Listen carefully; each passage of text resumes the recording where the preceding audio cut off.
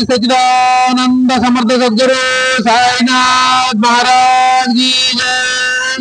गुरु मध्ये स्थितं विश्वं विश्वमध्ये स्थितो गुरु गुरुर्विश्वं न चान्योऽस्ति तस्मै श्री गुरवे नमः तस्मै श्री गुरवे नमः।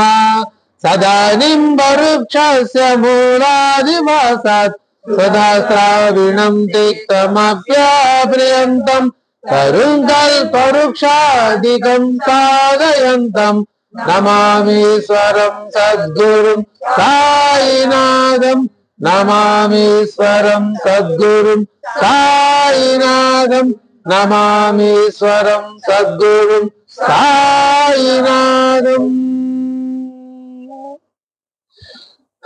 బాబా గారి అనుగ్రహంతో బాబా గారి ప్రేరణతో శ్రీ ఐనూరు వెంకటరావు గారి గృహంలో జరుపుకుంటున్నాం. నెలవారీ సత్సంగానికి ఇచ్చేసిన సాయి పాదులైన మనందరి తరపున బాబా గారి దివ్య పాదపద్మం సాష్టాంగ నమస్కారం చేస్తున్నాం. అలాగే తమ నామస్మరణ తమ చరిత శ్రవణం మననం నిధిధ్యాసనం చేసిన మహర్భాగ్యాన్ని మనందరికీ అనుగ్రహించిన సమర్థ సద్గురు సాయినాథుని దివ్య చరణాలకు సాష్టాంగ నమస్కారం చేస్తూ నాధర్మ గురు గారి పాదపద్మం నమస్కారం చెల్లిస్తున్నాం. ఈ సమయంలో తమ స్మరణ చేసిన భాగ్యాన్ని మనందరికీ అనుగ్రహించిన సమర్థ సద్గురు సాయినాథుని దివ్య చరణాలకు సాష్టాంగ నమస్కారం చేస్తూ కృతజ్ఞతలు తెలుపుకుంటూ నా ఆధ్యాత్మిక గురు గారి పాదపద్మ నమస్కారం చెల్లిస్తున్నాను. ఈ రోజు సత్సంగంలో పాల్గొన్న ప్రతి ఒక్కరికి బాబా గారి అనుగ్రహ ఆశీస్సులు ఉండాలని, మనందరి బాబా గారు వారి చల్లని చూపుని ప్రసరించేయమని, మనందరి ఆయురారోగ్యాలతో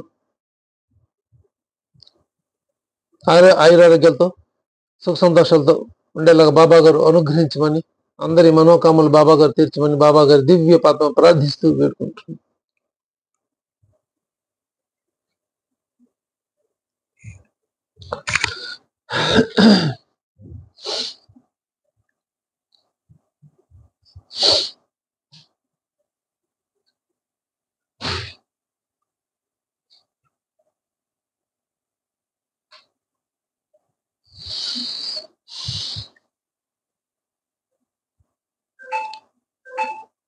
साई नाम में ब्रह्मानंद, साई चरण में दिव्यानंद, शिरडी साई रूप में नयनानंदम।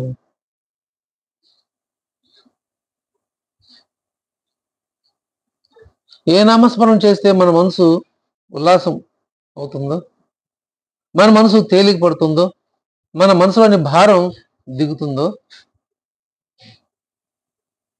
ఆ నామమే సాయి నామం.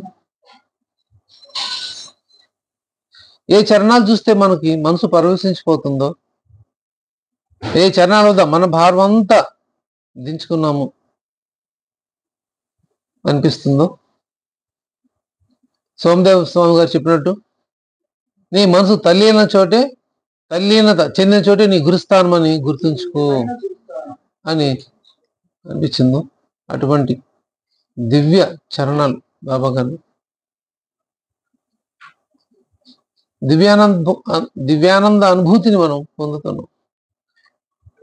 బాబా ఈ పాదాలు తప్ప నాకు ఇంకా వేరే గతి లేదు, నన్ను ఎప్పుడు ఇలానే రక్షిస్తూ ఉండండి అని ప్రార్థించారు. ఎవరు? లాలా లక్ష్మీచంద్ గారు. ఇంక ఈ పాదాలతో నా వేరే శరణం లేదు, నన్ను ఎప్పుడు ఇలానే కరుణించి రక్షిస్తుండండి బాబా అన్నారు. చూడండి, అవి చదవండి. సత్యత సత్సంగం జరిగినంతసేపు సత్యతకు విధిగా ఖచ్చితంగా ఎవరి సత్యత వారి చేతులు ఉండ తీరవలసిందే, ఇది నియమం. బాబా గారు ఎప్పుడు ఏ ఓవి చెప్పిస్తారో ఏ అధ్యయనం తెలియదు, ఉండాలి, చక్కమని వచ్చేసేయాలి. ఆ ఓవి తప్ప రైటా లేదా అప్పుడే ఓవిలు మా మనసులో హత్తుకునేవి. సత్యం తెరిచి బ్యాగ్ నుంచి తీయలేకపోతే వేరే దైవం లేదు, నా మనసు మీ ఆరాధనలో రమిస్తూ నా మనసు మీ ఆరాధనలో రమిస్తూ మీ చరణాల వద్ద ఎల్లప్పుడూ ఉండుగాక. మీ పాదాలయందు నా మత్తగా నుంచి మీ సెలవు కోరుతున్నాను. ఇక మాకు ఆజ్ఞనివ్వండి. అనాథలమైన మమ్ము ఇలాగే రక్షించండి. మీ కృపాదృష్టి మాపై ఎల్లప్పుడూ ఉండుగాక. దాని వలన ప్రపంచంలోని కష్టాలు కలుగుకుండుగాక. మీ నామ సంకీర్తనం ఘనంగా జరుగుతూ ఎల్లప్పుడూ సంతృప్తిగా సుఖాలు కలుగుగాక అని ప్రార్థించాడు. బాబా విభూతిని ఆశీర్వాదాన్ని తీసుకుని ఆనందాన్ని పొంది లక్ష్మీచంద్రు స్నేహితునితో సహా మార్గంలో సాయి యొక్క గుణాలను పూజిస్తూ వెళ్ళాడు. ఈ పాదాలు తప్పితే ఇంక వేరే గతి లేదు. 28 ఈ పాదాలను వదిలి ఇంకెక్కడికి వెళ్ళేది లేదు. బాబా మీ పాదాలు మేము ఆశ్రయించాం, ప్రార్థించాం. ఈ పాదాలు చాలా పురాతనమైనవి అని సపట్నికర్త చెప్పారు బాబా గారు 48వ అధ్యాయంలో. ఈ పాదాలు చాలా పురాతనం. ఎప్పటి నుంచి పురాతనమైనవి? ఈ సృష్టి ఉన్నంతప్పటి నుంచి. దానికి ఏం లేదు. గమనించాలి, ప్రతి ఓవి కూడా ఆలోచింపదగ్గ చేసే ఓవిగానే ఉంటుంది. మనసు పెట్టాలి. ఈ పాదాలు చాలా పురాతనమై అన్నారు, కానీ అది ఇన్ని సంవత్సరాలను లేకపోతే ఇన్ని నెలలను లేకపోతే ఇన్ని యుగాలను బాబా గారు చెప్పలేదు. ఎప్పటి నుంచి ఉన్నాయి ఈ పాదాలు? ఈ సృష్టి మొదలైన దగ్గర నుంచి ఉన్నాయి. సృష్టి మొదలైంది వారి పాదాల దగ్గర నుంచి. అంటే ఈ సృష్టి ఉన్నప్పటి నుంచి బాబా గారు పాదాలు ఉన్నాయి. దాని అర్థం ఆయనే భగవంతుడు, ఆయనే సృష్టించాడు సృష్టి అంతటిని, విశ్వం అంతటిని సృష్టించిన సృష్టికర్త బాబా గారు, ఆ పరబ్రహ్మ స్వరూపుడు.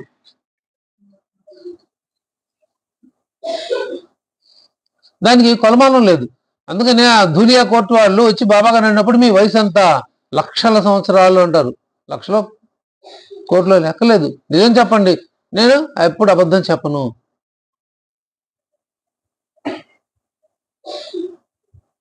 అంటే ఎప్పుడు ఎన్ని లక్షల సంవత్సరాలు తెలియదు, లెక్క తెలియదు. ఈ సృష్టి ఉన్నప్పటి నుంచి, సృష్టి మొదలైన దగ్గర నుంచి ఉన్నాయి. అటువంటి పాదాలు మనం చూస్తే ఏం కలగాలి? దివ్యానందం కలగాలి. ఇంకా బాబా గారిని చూస్తే, వారి నయనాలను చూస్తే మనం మర్చిపోతాం. కళ్ళల్లో సాయినాథుడు నిండిపోయినప్పుడు అక్కడ వేరొకరికి చోటు లేదు. మన మనసు సాయినామంలో రమించాలి అని సత్యం చెప్తుంది మనకి. అది ఎప్పుడు వస్తుంది మనకి? బాబా గారి పట్ల మనకి భక్తి ఉన్నప్పుడు, విశ్వాసం ఉన్నప్పుడు మాత్రమే సాధ్యపడుతుంది.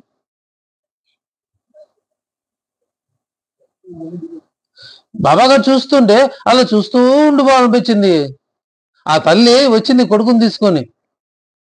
ఎవరు? హరిశ్చంద్ర పితలే గారి భార్య. 26వ అధ్యాయం 26, 21 అది 26 వచ్చింది. కొడుకు దేశ విదేశాల్లో మూర్ఛవ్యాధితో వచ్చాడు. అబ్బాయి తీసుకొచ్చారు. ఆ బాబుని తల్లిదండ్రులు తెచ్చారు. ఎప్పటి నుంచి ఉన్నాడు? వాడు చిన్నప్పుడు పుట్టినప్పటి నుంచో లేకపోతే చిన్నప్పటి నుంచో వాడి పాపం వాడి ప్రారంభ కర్మానుసారం. ఇక్కడ గమనించాలి, ఇది సమిష్టి ప్రారంభం అవుతుంది. మళ్ళీ అబ్బాయి మూర్ఛవ్యాధి పుట్టాడు లేదా వచ్చిందంటే ఇది సమిష్టి ప్రారంభం. ఎలా వచ్చింది? ఆ తల్లిదండ్రులతో కలిగిన రుణానుబంధం కారణంగా వాళ్ళిద్దరు ప్రారంభం ఇక్కడ లింక్ అవుతుంది ఆ జీవుడితో, పుట్టిన బిడ్డతో. అందుకే సత్కర్మలు ఆచరించాలి, సత్సంగాచాలు చేయాలి, ఎప్పుడు సద్గ్రంథాల పఠనం ఉండాలి. అప్పుడే మనం బాగుపడతాం, లేదా అప్పుడే మన కర్మలు తొలగించిన మార్గాన్ని మనం దొరుకుతుంది మనకి. అదర్వైజ్ బాధలు పడుతూనే ఉంటాం. చాలా మంది చెప్తూ ఉంటారు, మత గ్రంథాలు చదువుతారు, అవి చదువుతారు, చదివేది ఒకటి చెప్పేది ఒకటి చేసేది ఒకటి లాగా ఉంటుంది. దానివల్ల ఏం ప్రయోజనం ఆచరిస్తామో తెలియదు. ఆ హరిశ్చంద్ర పితలే గారికి, ఆయన భార్యకి, ఆ కుటుంబ సభ్యులకి ఉన్న రుణానుబంధం కారణంగా హరిశ్చంద్ర పితలే గారు అబ్బాయి పుట్టాడు. ఆ జీవుడికి చేసిన ప్రారంభానుసారం వాడికి మూర్ఛవ్యాధి వచ్చింది. ఇది పనిష్మెంట్, వన్ ఆఫ్ ద వేలో ఇది పనిష్మెంట్. అంటే పనిష్మెంట్ అంటే ఎట్లా? ఈ తల్లిదండ్రులకి ఆ పిల్లవాడిని చూసి బాధపడుతుంటే అది గత జన్మల ప్రారంభ కర్మానుసారం వీళ్ళు ఆ బాధపడుతున్నారు. ఈ జన్మలో వచ్చింది కదా, గత జన్మలో. ఈ జన్మలో మంచోడు హరిశ్చంద్ర పితలే, అగర్భ శ్రీమంతుడు. 2 చోట్ల వస్తుంది. యాజ్ పర్ సచ్చరిత ఆధారంగా అగర్భ శ్రీమంతుడు అన్న పదం 2 చోట్ల వస్తుంది. ఇద్దరు ఒక వ్యక్తుల్లోనూ వస్తుంది. ఎవరు వాళ్ళిద్దరు? ఒకటి బూటి, రెండోది హరిశ్చంద్ర పితలే. ఇద్దరికి అగర్భ శ్రీమంతుడు మాట వస్తుంది, ఎక్కడ రాదు. 53 అధ్యాయాల్లో. అటువంటి అగర్భ శ్రీమంతుడు దేశ దేశాల్లో చూపించాడు, ఎక్కడెక్కడ వైద్యం చేయించాడు, అన్ని చోట్ల అయిపోయింది వైద్యం. కానీ ఎవ్వరు అబ్బాయిని పాపం బాగు చేయలేకపోయారు. చివరికి ఎవరో చెప్తారు, ఆ సమయం వచ్చినప్పుడు బాబా గారి స్ఫురణతో లేదా బాబా గారి ప్రేరణ ఆ సమయం వచ్చినప్పుడు ఆ హరిశ్చంద్ర పిల్లలు చెప్తారు, అయ్యా షిరిడీలో ఒక అవలే ఉన్నారు, మీరు అక్కడికి వెళ్ళండి, ఆయన మీ అబ్బాయిని బాగు చేస్తారు అని చెప్పారు. ఇంకా చిట్ట చివరి ప్రయత్నం మనం గమనించాలి. ఎవ్వరు ఎటు తిరిగినా ఎటు పోయినా ఏటేటేటో కొట్టుకుపోయిన గాలిపటం లాగా తెగిపోయిన తిరిగిపోయిన చివరికి వచ్చి చేరుస్తుంది బాబా గారి పాదాల దగ్గరికి. ఇది ఛాలెంజ్, ఇది వాస్తవం. ఎట్టన్నా తిరగండి, ఎట్టన్నా పోండి, కానీ చివరికి ఆయన పాదాల దగ్గరే రావాలి. అదే ఆయన పాదాలే శరణం. ఇంకెడిపోయిన మన దారి ఉండదు, ఇక్కడే దారి. ఇంక ఇదే మజిలి, చివరి మజిలి ఇదే అవుతుంది మనకి. దురదృష్టం ఏంటంటే ఒక్క బాబా గారు వచ్చిన వాళ్ళు కూడా బాబా గారు వదిలేసి ఎటో పరిగెత్తుతున్నారు. కానీ మళ్ళీ ఎటు తిప్ప తిరిగి మళ్ళీ ఒక్క బాబా గారి దగ్గరికే తెచ్చి కూర్చోబెడతారు. వాస్తవమైంది, జరుగుతుంది. ఆయనకి ఇచ్చిన మాట మనం తప్పితే అట్లాగా. ఆయన పరబ్రహ్మ స్వరూపుడు బాబా గారు. ఆయనకి ఇచ్చిన మాట తప్పడం అంతకంటే దుష్కర్మ ఇంక వేరే అయితే ఉండదు. అయితే నా మనసులో వేరే భావాలు ఉన్నాయి కాబట్టి తిరుగు, నీ ఇష్టం, తిరిగి రాపో అంటాడు ఆయన. కానీ ఎక్కడ తిరిగినా మనం మనశ్శాంతిని పొందలేం, లేదా మనకున్న కర్మలు మనం తొలగించుకునేలేం. ఎటు తిరిగిన చెట్టు మళ్ళీ ఆయన పాదాల దగ్గరికే రావాలి.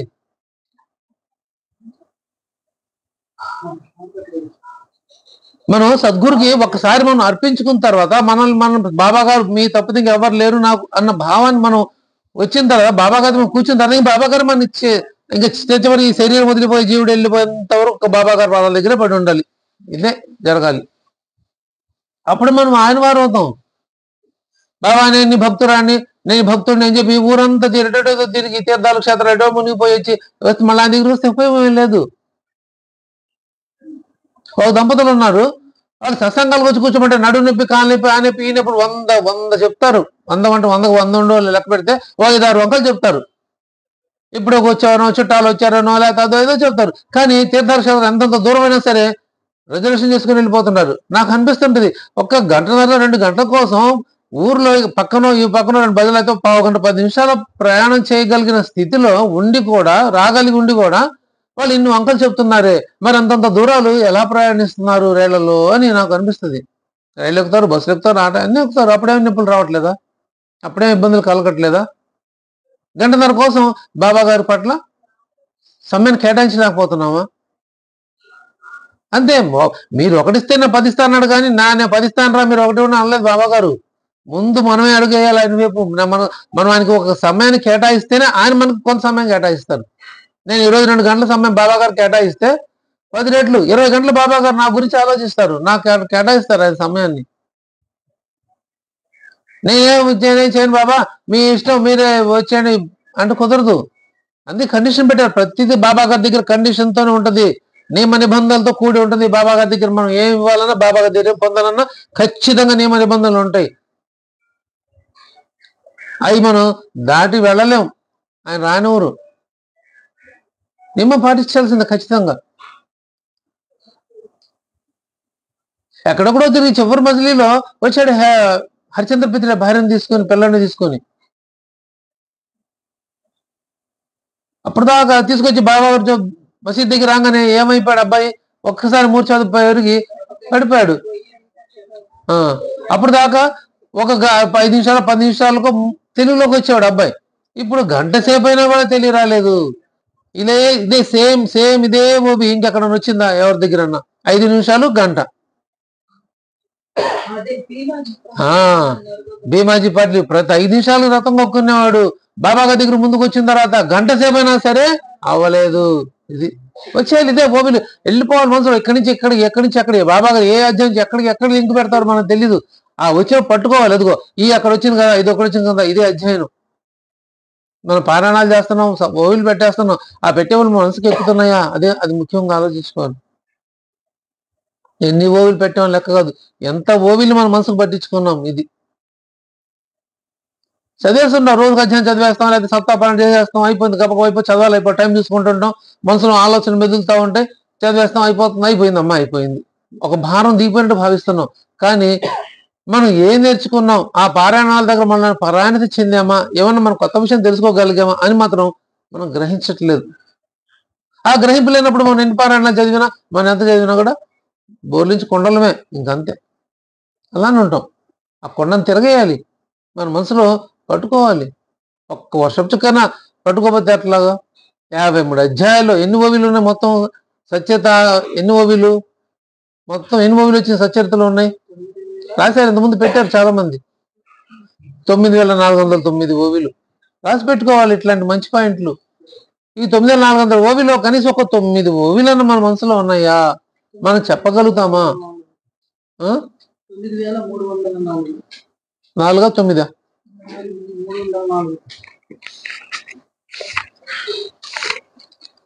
ఇలాంటి మంచి మంచి 9309 9305 ప్లస్ ఒక 4 ఓవిలు కలిపితే మొత్తం 9309 ఓవిలు సచ్చరితో. ఈ 9 ఓవిలు నా మనసులో ఉన్నాయా? నేను చూడకుండా చెప్పగలను. అధ్యాయం పేరు, ఓవి నంబర్ చెప్పగలనా? ఇది 10వ అధ్యాయం పేరు చెప్పండి.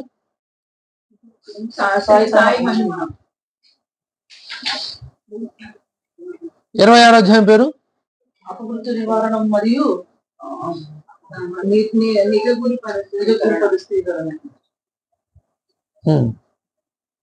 కరెక్ట్ అన్నా? చెక్ చేయండి. సచరిత చేతులు ఉన్న వాళ్ళు చెక్ చేయండి. ఆ అధ్యాయం పేరు కరెక్టా కాదా? 26వ అధ్యాయం పేరు అపస్మార ఆత్మహత్య నివారణం మరియు నిజగురు ప్రదర్శీకరణ.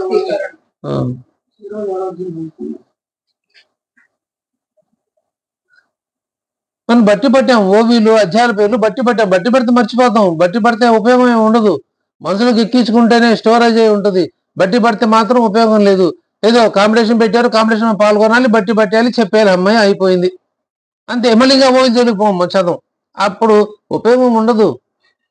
అలా బట్టి పట్టడం కోసం కాదు ఓవిల్ కాంపిటీషన్ పెడుతుంది. ఎప్పుడు ఎక్కడ ఏది అడిగినా చెప్పేసేట్టుగా ఉండాలి. మనం చాలా చాలా విషయాలు చెప్తుంటాం కదా. మన పాత జ్ఞాపకాలు ఎప్పుడెప్పుడు చిన్నప్పుడు కూడా మనం చెప్పగలుగుతాం కదా గుర్తుపెట్టుకొని. అవి బట్టి పట్టలేదు, సహజంగా మన మనసులోకి వచ్చినాయి కాబట్టి అవి గుర్తున్నాయి. మనం చెప్పుకునే మాటలు ఉంటాయి, కొన్ని అనుకునే ఉంటాయి, అవి కూడా సహజంగా వచ్చినాయి. ఇవి కూడా సహజంగా వచ్చేయాలి మన మనసులోకి. అప్పుడు మాత్రమే మనం ఎప్పుడు బాబాగారి స్మరణలో ఉండగలుగుతాం. ఎప్పుడైనా చెప్పగలను. ఎప్పుడైనా ఈ అధ్యాయం పేరేంటి అంతే చెప్పగలరు. 2 2 ఎంత 4 అని ఎటు చెబుతున్నాం? బట్టి పట్టాం. బట్టి పట్టి మనసు గుర్తుంది, ఎప్పుడైనా చెప్తాం. అలాగా సచేత ఏ అధ్యాయంలో ఏ ఓవిలో మనం అడిగినా కూడా చెప్పగలిగేట్టుగా ఉండాలి. ప్రతి 5 నిమిషాలకు అబ్బాయి ముహూర్తం నుంచి బయటకు వచ్చేవాడు గంట సేపైనా రాలేదు. ఏమంటే ఆ తల్లి ఏమైంది? వాపోయింది. వాపోవడం అంటే బాధపడింది. అయ్యో ఇదేంటి ఇలా జరిగిపోయింది అను. గుడి పడినట్లయింది, చుట్టూ నీడని కలితే చుట్టూ వెళ్లతో సహా పడినట్లయింది.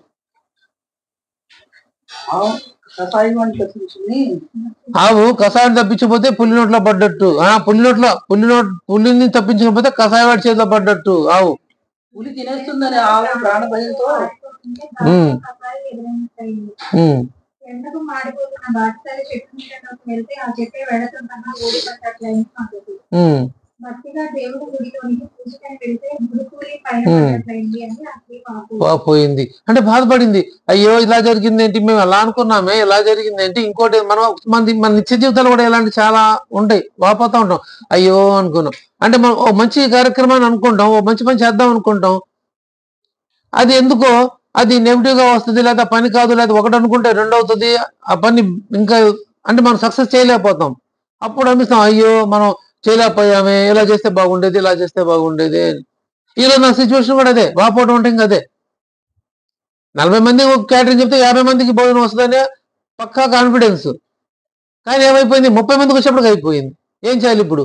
అప్పుడు ఎక్కడ తేడా వచ్చింది అంటే పంపించేవాడు తేడా పంపించాడు. ఎందుకు తేడా వచ్చిందంటే అసలు ఓనర్ ఎక్కడికి ఎలక్షన్లు అని చెప్పేసి అటు పోయాడట, అకౌంటింగ్లు ఉన్నాయని వాళ్ళకి ఎవరికి చెప్పేళ్తే వాళ్ళు చేసిన కార్యం అది. దానికి తెలీదు, మనకు తెలియదు. అప్పుడు అనిపించింది ఎమ్మటి అయ్యో 50 మందికి 60 మంది చెప్తే పోయేదే అనుకున్నామే. అది వాపోవటం అంటే. ఎమ్మడే సాయి వచ్చి 50 మంది చెప్తే పోయేది అన్నాడు. 50 మందికి వచ్చిద్దామా 4 పెడితే 50 తిన్నా ఇంకా మిగులుతుంది మనకి అంత సఫిషియెంట్ గా ఇస్తారు. ఎప్పుడు ఫుడ్ మనకి రిమార్క్ రాలేదు అనుకున్నాం. అప్పుడు సరే నాకు అనిపించింది సరే చెప్తే పోయేదేమో అని నేను వాపోయా. అంటే అనుకుంటామే అది వాపోవడం అంటే అది దాని మీనింగ్. అలా అనుకుంది ఆ తల్లి. గంట సేపు అయినా అబ్బాయి మూర్ఛ నుంచి బయటకు రాలేదు. బాబా గారు ఏం చెప్పారు? అబ్బాయిని తీసుకొని వాడకి వెళ్ళండి అన్నారు. ఇక బాబా గారు చెప్పిన తర్వాత బాబా గారు ఆజ్ఞని ధిక్కరించేదిగానే ఉండు. బస్ కంటే వాళ్ళు ఉండే చోటు, వాళ్ళు ఎక్కడైతే స్టే చేస్తున్నారో అప్పుడు దీక్షిత్ వాడ సాటేవాడ అని ఉంది. ఇంకే వేరే వాడాలి తర్వాత బుట్టివాడను కోసం వీళ్ళు సాటేవాడలు దిగుంటారు. ఇంకెక్కడ దిగారు, అది ఎక్కడ మెన్షన్ చేయబడలేదు. వెళ్ళారు బస్కి. అంటే వీళ్ళు ఎక్కడ భక్తులు జోగింట్లో కూడా ఉండొచ్చు, దాదా కేల్కర్ ఇంట్లో ఉండొచ్చు, లేదా ఇంకెవరి ఇంట్లో కూడా ఉండొచ్చు. సరే వీళ్ళు ఎక్కడ స్టే చేశారు అక్కడ వెళ్ళమన్నారు. వెళ్ళారు. వెళ్ళిన తర్వాత అబ్బాయికి గంటలో బాబా గారు చెప్పినట్టుగా మూర్ఛ నుంచి బయటకు వచ్చాడు. తెలివితో వచ్చాడు బయటికి. తెలివి వచ్చింది. అమ్మయ్య. బస్ అంటే ఎక్కడ ఎవరింట్లో స్టే చేశారో వాళ్ళ ఇంటికి అని, లేకపోతే ఎవరు చేయబోతున్నారో అక్కడ వాళ్ళ ఇంటికి. అప్పుడు పీజీలు ఉండేవి అప్పుడు కూడా, ఇప్పుడులాగా. అప్పుడు కాదు, అప్పుడులోనే ఉన్నాయి. అందుకని దీనికి ఎవిడెన్స్ కూడా మళ్ళీ ఉంది. బాబా నేనే ఒకరింట్లో ఉండి ఏదో తోచింది ఇచ్చి వాళ్ళ ఇంట్లో తింటున్నాను, నీకు ఎప్పుడు నేను రొట్టె పెట్టాను అని చెప్పింది. అది తర్కడ్ గారి భార్య. అంటే దాని అర్థం ఏంటంటే వాళ్ళు బాంబే నుంచి వచ్చి వారం ఉన్న 10 రోజులు 1 నెల రోజులు అట్లా ఉన్నా కూడా వాళ్ళు ఉండి పాపం ఆ ఇంట్లో వాళ్ళు ఆ ఇంటి గ్రోసరీ ఉండి పెట్టిన తిని వాళ్ళకి ఎంతో కొంత పేమెంట్ చేసి వెళ్తూ ఉండేవాళ్ళు. ఊరినే ఉండటం తినడం ఎందుకు అని. అంటే అప్పట్లోనే ఉన్నాయి. అలా వీళ్ళు కూడా బాబా గారు వెళ్ళమన్నారు, బస్కి వెళ్ళమన్నారు. వెళ్ళారు. అబ్బాయికి తెలివి వచ్చింది. తర్వాత తెల్లారిన తర్వాత బాబా గారి దగ్గర పూలు పళ్ళు పలహారాలు ఏమి తెచ్చుకున్నాడు అవన్నీ తీసుకొచ్చి బాబా గారి పాదం సమర్పించి కృతజ్ఞతగా బాబా దగ్గర కూర్చున్నారు. ఎప్పుడైనా నీ మనసులో శాంతించిందా? అసలు అద్భుతం అది. శాంతించాయా? అది రక్షిస్తాడు. ఇది ఇంపార్టెంట్ స్ట్రైకింగ్ మూవీ. ఇది పెట్టుకోండి, స్ట్రైకింగ్ మూవీ చేసుకోండి. అది అందుకే హైలైట్ మార్కులు కంపల్సరీ పెట్టుకోండి, నోట్బుక్ పెట్టుకోండి, పెన్ను పెట్టుకోండి. సచరిత బ్యాగులు ఉండాల్సిందే కంపల్సరీ. ఎప్పుడైనా విశ్వాసం కలిగిందా? నీ ఆలోచన తరంగాలు తగ్గినాయా? నేను విశ్వాసం పెట్టకపోతే నాకు ఎక్కడ వస్తుంది, ఎక్కడి నుంచి వస్తుంది? నన్ను నేను నమ్ముకుంటున్నా, బాబా గారు నమ్మట్లేదు. అప్పుడు నాకు ఎప్పటికీ ఫలితం పొందలేను. సద్గురు పట్ల మనం ఎంత విశ్వాసం పెడితే అంతగా ఆయన దగ్గరికి అవుతాం, అంతగా మనకి ఆయన పనిచేసి పెడతాడు. ఏ విషయమైనా సరే. అనారోగ్యాలను ఆరోగ్యవంతులు చేస్తాడు, చదువురాడు చదివిస్తాడు, డబ్బులను డబ్బు ఇస్తాడు, ఎవరికేం కావాలో అది ఇస్తారు ఆయనకి. విశ్వాసం పెట్టారు. మళ్ళీ చదువు ఒకసారి అవ్వదు, రిపీట్ చేయండి ఎవరన్నా.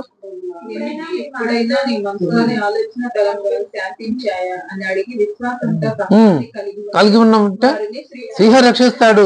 ఎవరా శ్రీహరి? ఎవరు? కొత్తగా ఎక్కడి నుంచి వచ్చాడు? ఆయనే. అంటే భగవంతుడు. శ్రీహరి భగవంతుడు నేనే. మళ్ళీ అక్కడ 3వ అధ్యాయం చెప్పారు. నిద్రపోతుంటా వచ్చా శ్రీహరి నిద్ర లేపుతాడంట. 3వ అధ్యాయం చెప్పారు. ఆ శ్రీహరి ఎవరో కాదు, బాబా గారే. ఆ శ్రీహరి రక్షిస్తాడు అంటే బాబా గారు నేనే రక్షిస్తాను అని. ఆ భగవంతుడు నేనే మనం చెప్పడం. విశ్వాసం ఉండాలి, సహనం కలిగి ఉండాలి. ఈ 2 ఇంపార్టెంట్. నేను పాలన చేసేసానండి, అయిపోయింది, నాకు బాబా గారు నా పని ఎందుకు చేయలేదు? మనవరు అడుగుతున్నారు. చెప్పాను, పారాయణ చేశాను, నాకెందుకు పని కాలేదు అని అడుగుతున్నారు. దానికి జవాబు ఏం చెప్పాలి? ఆ పక్కన ఇంకోళ్ళు ఉంటే అప్పుడే అయిపోతుందండి నీ పని అని చెప్పారు. ఇంకోళ్ళు ఉన్నారు పక్కన, వాళ్ళు అప్పుడే అయిపోతుంది, ఒకసారి పారాయణ అయిపోతుందా? నువ్వు భక్తితో చేయాలి, శ్రద్ధ చేయాలి, ఎంత ఉంటుంది, ఎప్పటి నుంచో ఉన్నది, ఎప్పుడు వచ్చిద్దా, మళ్ళీ చదువు అని మళ్ళీ దాని మీద మరో డిస్కషన్.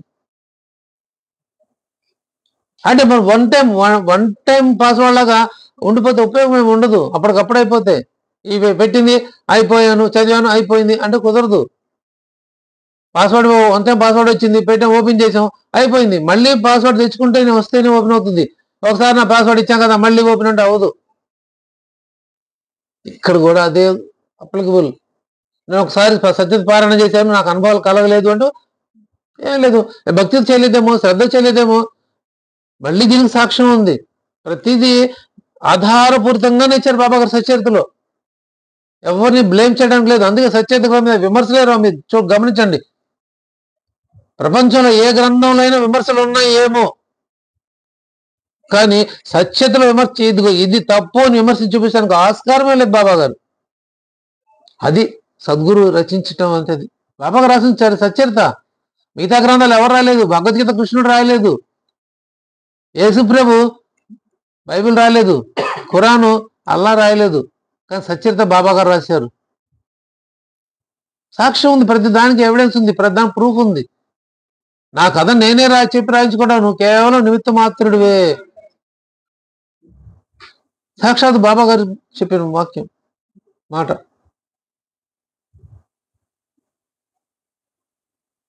నేను 40 సంవత్సరాల నుంచి పారాయణం చేస్తున్నానే, ఈ బాబా గారి దగ్గర 7 సంవత్సరాల నుంచి వస్తున్నానే, వచ్చి ఇక్కడ ఏం చేస్తానంటే పారాయణ చేస్తారు వాళ్ళు, అంతే. మనం ఏం చేస్తాం? దిగంగానే అటు పోదామా ఇటు పోదామా ఎటు పోదాం ఏం తిరిగొద్దాం మన ఆలోచన విధానం ఎప్పుడు ఇలానే ఉంటుంది. కానీ అప్పుడు భక్తుల ఆలోచన ఎప్పుడు వెళ్ళామా బాబా గారు దగ్గర సత్పురుషుల దగ్గరికి వెళ్ళాం, మన సమయాన్ని సద్వినియోగం చేసుకోవాలని భావనలు ఉండేవాళ్ళు. వాడాలో ఉంటే చదివేవాళ్ళు, సద్గ్రంథాల పాఠం భాగవతం రామ అప్పుడు ఏ గ్రంథాలు ఉన్నాయో అవి చదివేవాళ్ళు. మిగతా సంవత్సరం బాబా దగ్గర కూర్చునేవారు. మీరు అక్కడి నుంచి వస్తున్నారు, వాడా నుంచి వస్తున్నట్టున్నారే, మీరు ఒక్కరే వస్తున్నారేంటి అంటే అప్పటికైనా సర్వీస్లో ఉన్నాడు, ఆయన పక్క మంది మార్బల్ ఉన్నారు హేమటపంత్ గారికి, అందుకని ఒక్కడే వచ్చారేంటి అని అడిగారు. రాగానే ఏం చేశారు, ఆ కూర్చొని స్నానం చేసి వస్తాను కానీ కిటికీలో ఏముంది, ఏం పుస్తకం ఏ గ్రంథం ఉంది, ఏగ్రంథ భాగవతం ఉంది. ఓపెన్ చేయగానే ఆ రోజు ఆయన చదువు రోజు మధ్య రోజు పెట్టిన ఆ భాగం వచ్చింది. మరి ఎందుకు ఆపాడు మధ్యలో ఆయన? ఎక్కడికి వెళ్తున్నారు, ఎందుకు వెళ్తున్నారు, ఎందుకు వెళ్తున్నారు మసీద్ ఎందుకు వెళ్తున్నారు? బాబా దర్శించుకోవడానికి హారతి సమయం అయింది, హారతి సమయం అందరు వెళ్తున్నప్పుడు ఈయన కూడా బయలుదేరాడు. ఇదే ప్రూఫ్ మనకి. అంటే నేను చేస్తున్నాడు, వాడాలో కూర్చొని ఆధ్యాత్మిక గ్రంథాన్ని పఠిస్తున్నాడు. అది ఏకనాథ భాగవతం కావచ్చు, ఆధ్యాత్మ రామాయణం కావచ్చు, వాట్ ఎవర్ మేము ఏదైనా కావచ్చు, ఆయన ఆధ్యాత్మిక గ్రంథంలో గడుపుతున్నారు ఆ సమయాన్ని. ఆ గ్రంథం పఠనం అయిన తర్వాత ఎక్కడికి వస్తున్నారు, బాబా గారి దగ్గరికి వస్తున్నారు. అంటే బాబా గారి దగ్గరకు ఆయన సాంగత్యంలో సన్నిహితం ఉండేట్టుగా వస్తున్నారు. ఆయన సత్సంగాలు బాబా సత్సంగాలు పాల్గొనడానికి వస్తున్నారు. అంటే బాబా గారి సహచర్యంలో ఉంటున్నారు. ఇక్కడ అయిపోతే ఏమవుతారు, మళ్ళీ వాళ్ళకి వెళ్తారు, మళ్ళీ బాబా గారి గురించి తెచ్చుకుంటారు, బాబా గారి లీలల గురించి చెప్పుకుంటారు. అన్ని భాషలు అన్ని మాటలు రావు, ఎటుపోతాం ఇటు. అప్పుడు నాసిక్ త్రయంబకం ఉంది, అప్పుడు సప్తశృంగి మాత ఉంది, అప్పుడే ఉన్నాయి అన్ని. కానీ వాళ్ళ ఆలోచన బాబా గారి కోసం మాత్రమే. మళ్ళీ దీనికి బాబా గారి కోసమే మీరు ఎట్లా చెప్తున్నారంటే మళ్ళీ అక్కడికి వెళ్ళండి 24వ అధ్యాయంలో. ఇతనికి ఒక్క తినే అలవాటు ఉంది, శనగలు, వాళ్ళ ఆదివారం సంత కదా, ఇతనికి ఒకటి దురలవాటు ఉంది, కొనుక్కొచ్చుకున్నాడు అని అంటారు. అనగా హేమటపంత్ గారు ఎలా పెట్టారు, బాబా ఇంతవరకు నేను సంతను చూడనే లేదు, ఇద్దండి అర్హత ఇది చెప్పించారు బాబా గారు, మనకు చెప్పించారు హేమటపంత్ గారి ద్వారా. బాబా గారు తెలీదా, హేమటపంత్ గారు సంతకి వెళ్తున్నారా, బజార్ వెళ్తున్నారా, అది ఇంకోటి ఆయన తెలీదా, తెలుసు. కానీ మనకు తెలియపరచాలి.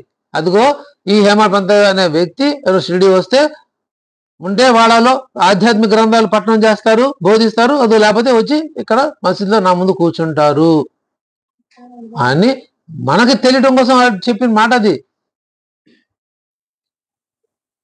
అందుకని చెప్పారు బాబా ఇంతవరకు నేను ఏ రోజు నేను సంతకాయ చూడలేదు, ఇంకా నేను చంగాలు కొనడం ఎక్కడది అన్నారు. ఎప్పుడు ఇది మనకు చెప్పింది బాబా గారు, మనకిచ్చిన మెసేజ్ బోధ. మరి మనం ఎంతమంది పాటిస్తున్నాం, ఇది గ్రహింపులో చేసుకోవాలి. మనకు అది చాలా మంది షిరిడి వెళ్ళే వాళ్ళు వెళ్తారు, నిజంగా అది బాబా గారు గుడికి వెళ్ళటం వేరు, గురువారం భక్తులుగా వెళ్ళటం వేరు, బాబా గారి తత్వాన్ని తెలుసుకోవడం వేరు. బాబా గారి తత్వాన్ని ఒక్క సత్సంగాలు మాత్రమే తెలుసుకుంటాం. బాబా గారి తత్వం వైపు ఉన్న దృష్టి పారాయణం చేస్తేనే వస్తుంది, చదివితే రాదు, పఠనం చేస్తే రాదు. కేవలం పారాయణం చేస్తేనే వస్తుంది. పారాయణం చేస్తే మనం పారాయణత చెందు. అంటే నా మనసులో కొత్త కొత్త ఆలోచనలు బయలుదేరుతాయి. ఇదెందుకు అదెందుకు, బాబా రోజు చెప్పారు, ఇది నాకు అప్పుడప్పుడు అరుణ ప్రశ్నిస్తుంది, నేను ఫోన్ చేసి అంకుల్ నేను చదువుతున్నాను, ఈ డౌట్ వచ్చింది, దీనికి అర్థమైందని. ఒక అరుణాన్ని అడుగుతూ ఇంకెవరు అడగరు నన్ను. నేను చాలా ఇష్టపడతాను నందుకు అరుణాన్ని. కారణం ఏంటి, చదువుతూ మనసు పెడుతుంది, మనసు పెట్టింది కాబట్టి డౌట్ వచ్చింది, లేకపోతే రాదు. ఇప్పుడు మన చెప్తున్నారు అనుకోండి, ఏం చేస్తాం, వింటూ కొడుతుంటాం. గబక్కని వాళ్ళు చెప్పి మనకు అర్థం కాకపోతే ఏం చేస్తాం, ఏంది మళ్ళీ చెప్పు అంటాం కదా. అంటే మళ్ళీ చెప్తాను, నేను వింటున్నాను, నాకు అర్థం కాలేదు. ఎప్పుడైతే మళ్ళీ చెప్పన్నారో ఖచ్చితంగా మనల్ని ఫాలో అవుతున్నారు, మన మాట వింటున్నారు కాబట్టి డౌట్ వచ్చింది ఏందో, అది క్లారిటీ కోసం మళ్ళీ అడిగారు, మళ్ళీ చెప్పుకొని. అదే అధ్యయనం, అదే పారాయణం అంటే, అదే శ్రద్ధానంద శ్రవణం అంటే అదే. ఎప్పుడైతే మన డౌట్లు వస్తాయో అదే నిజం సత్యత పారాయణం, అదే శ్రవణం కావచ్చు, వాస్తవ శ్రవణం అదే. నాకేం డౌట్ రాలేదు, నేను అన్ని బాగా చెప్పానంటే ఒకటి చెప్పరు. మనకు చాలా అనుభవాలు కూడా సత్సంగాలు, మీకు ఏమైనా ఉన్నాయా, మాకేమీ లేవండి అంటారు. ఎందుకంటే వాళ్ళకి మనసు పెడితే కదా, డౌట్ వస్తే కదా తెలిసేది. కూర వండాము, ఆ రుచి చూడమంటే బాగుంది అంటే తెలుసు, రుచి చూస్తే కదా ఉప్పు ఉందో కారం ఉందో తెలిసేది. ఆ చూడడం ఇష్టం లేకపోతే ఏమో అవుతుంది అంతే. అదే దాదాకేల్ గారు తీసుకెళ్ళి దానిలో పెట్టింది, అదే ప్రాక్టికల్ గా తెలుసుకోని. అలా వండాను బాగుందా అన్నారు దాదాకేల్ గారితో బాబా గారు 30వ అధ్యాయంలో. ఏం చెప్పారు, బాగుంది బాబా. అరే తినకుండా అక్కడ చెప్పావు నువ్వు, బ్రాహ్మణుడు బడాయిపోతున్నావు అని చెప్పి చేయి తీసుకెళ్ళి దానిలో ముంచారు. ఆ గుండెలో ఉడుకుతున్న పలావులో పైకి తీ అన్నారు. ఆ చేత్తో పైకి తీసి ముక్క ఉడికిందో లేదో చూడు అన్నాను. అంటే మనం ప్రాక్టికల్ అనుభవించకుండా మనం చూడుతూ తెలుసుకుంటే ఎలా చెప్తాము అని. అది ఎప్పుడు వస్తుంది? ఏదో క్యాజువల్ చెప్పేశాడు అంతే, బాబా గారు బాగానే వండుతారు అని చెప్పేశారు దాదా కేల్కర్.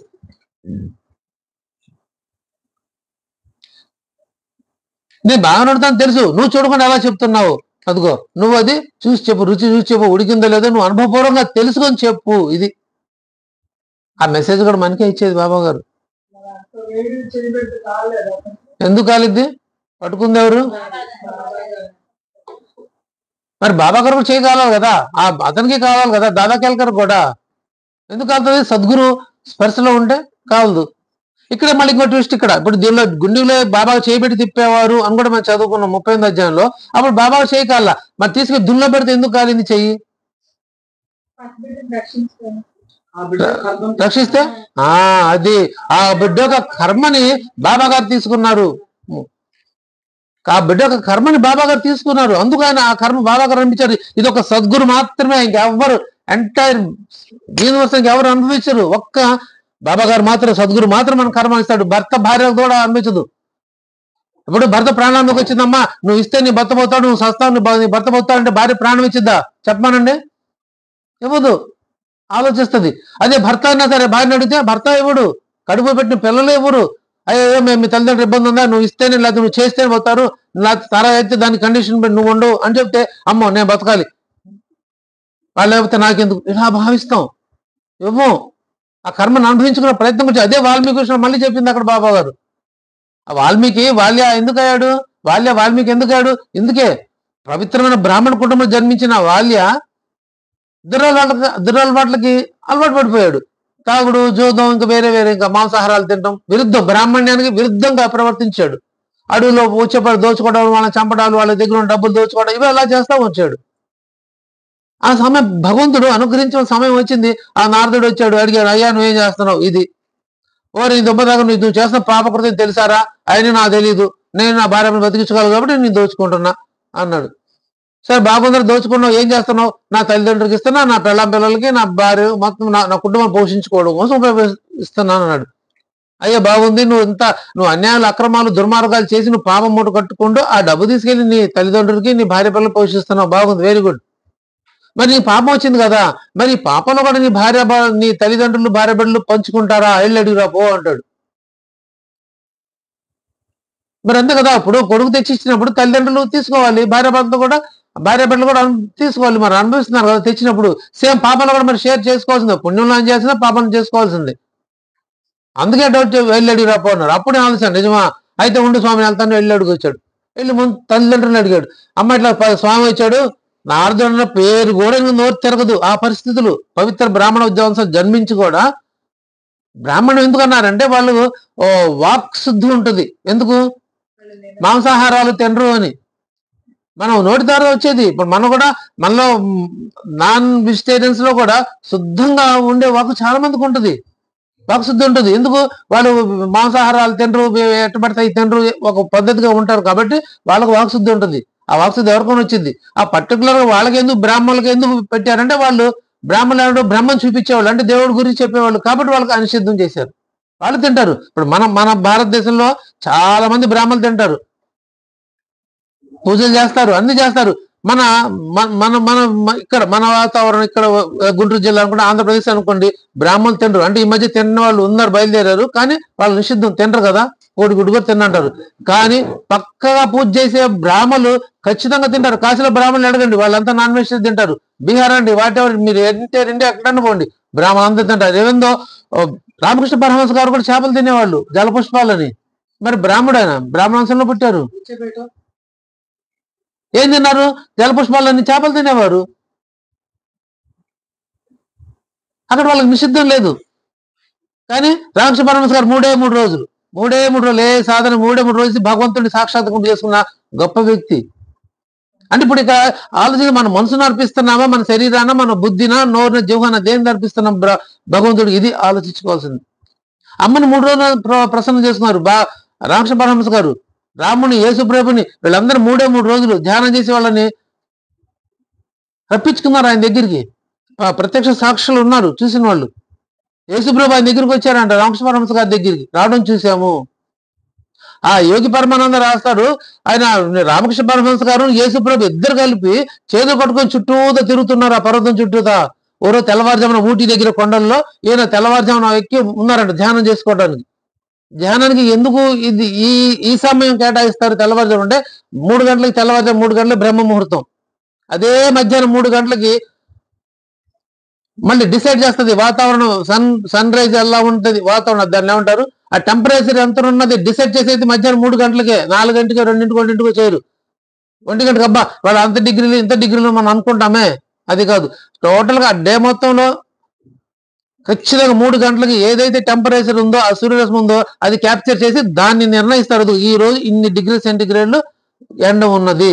చలైన అంతే, చలైన ఏదో వాన ఏదన్నా అదే ఆ 3 o'clock డిసైడ్ చేస్తారు. దాన్ని బట్టే మనం హీట్ టెంపరేచర్ ఎంత వచ్చిందని తెలుసుకుంటాం తప్పితే ఇంకేవి కాదు. అలాగే 3 గంటల బ్రహ్మముహూర్తం ఎందుకు పెట్టారంటే ఆ సమయంలో ప్రశాంతంగా ఉంటుంది, వాతావరణం ప్లెజెంట్ గా ఉంటుంది, ఎటువంటి డిస్టర్బెన్స్లు ఉండవు, అటు చీకటి కాదు, తెల్లవారట్లేదు, ఇటు రాత్రి అర్ధరాత్రి కాదు, అటు కాని సమయం అది 3 గంటలు అండి. అందుకని బ్రహ్మముహూర్తం ఉన్నారు. బ్రహ్మముహూర్తం ఆ టైంలో మనం ఆచరిస్తే, పూజలు చేసుకుంటే, లేకపోతే మన సాధన చేసుకుంటే అది దానివల్ల మనకి సత్ఫలితం ఉంటుంది అని. అప్పుడు వాతావరణం మనం సహకరిస్తుంది. అందుకే మీరు చూడండి కొన్ని గురుకుల పాఠశాలలో కొన్ని పెద్ద ఉంటాయి కదా, వాళ్ళు ఇలా 3ంటికి లేపుతారు, వాళ్ళని 3ంటికి లేపి చదివిస్తారు. ఆ సమయాన్ని వాళ్ళు సద్వినియోగం చేసుకుంటారు. మనం చేయగలిగితే మనం కూడా చేసుకోవచ్చు, కానీ మనం 3 మంచి గాఢ నిద్రలో ఉంటాం. ఎందుకు? మనం పడుకునేదే 12, 12:30, 1 గంట డేట్ మారిన తర్వాతే మనం నిద్రపోయేది. మళ్ళీ ఎప్పుడు లేగుస్తాం? మళ్ళీ డేట్ మారిపోతుంది. ఎప్పుడు ఎన్నింటి మారుతుంది డేట్? ఎన్నింటి మారుతుంది?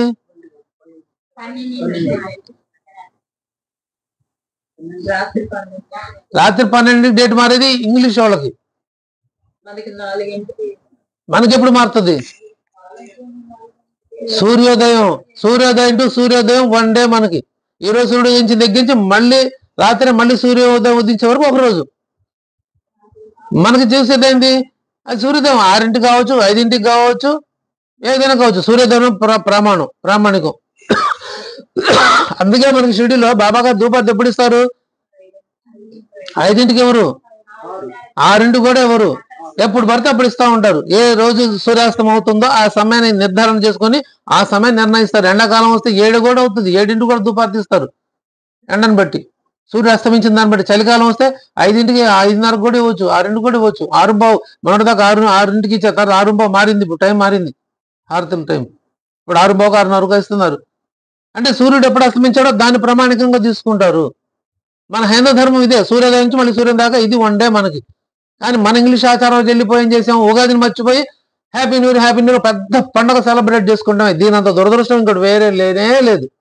మార్చుకోవాలి, మన సంస్కృతి మార్చుకోవాలి. మన హైందవ ధర్మం ఎందుకు పెట్టారు? షడ్రుచులు ఎందుకు పెట్టారు? ఉగాది రోజు ఎందుకు పెట్టారు? జనవరి 1st ఎందుకు పెట్టలేదు? జనవరి 1st తాగండి, తినండి, కేకులు కట్ చేయండి, ఊరమ్మడి దేశమా తిరగండి, మీ అలవాట్ని బహిర్గతం చేసుకొని మీ నాశనం అయిపోండి అని దాన్ని పెట్టారు. వాళ్ళు మనం పెట్టిపోయిందే ఇంగ్లీష్ వాళ్ళు. దాన్ని మనం ఇంకా ఇంప్లిమెంట్ చేసుకుంటూ పోతున్నాం. అది వేడుగ్గా అన్ని రకాలుగా మనం డిగ్రేడ్ అయిపోతున్నాం వాటి వల్ల. మరి ఉగాది వచ్చినప్పుడు ఎందుకు పవిత్రంగా చూడరు? ఉగాదికి ఎందుకు కొత్త బట్టలు కొనుక్కోరు?